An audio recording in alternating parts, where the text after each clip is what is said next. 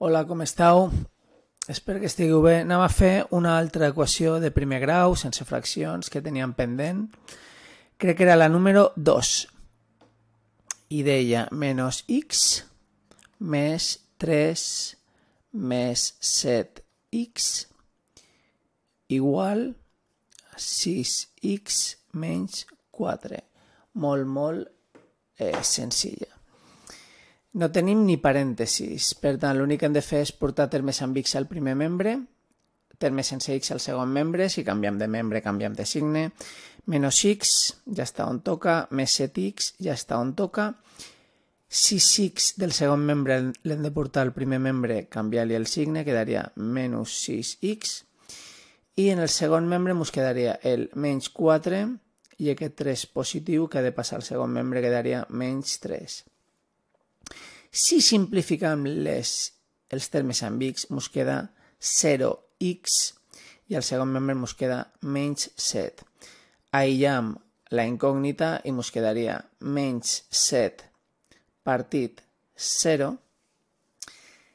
Si això ho féssim amb calculadora, la calculadora ens donaria que hi ha una errada, que no te respon. Llavors, què és el que passa? El que passa és que hem de recordar la definició de solució d'una equació. La solució d'una equació és el valor numèric que al substituir per la incògnita fa que la igualtat sigui certa. Si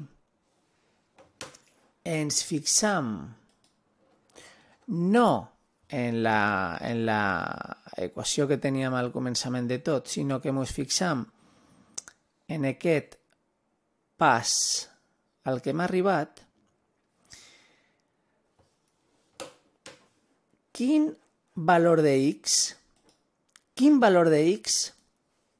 és possible que al multiplicar-lo per 0 ens doni menys 7.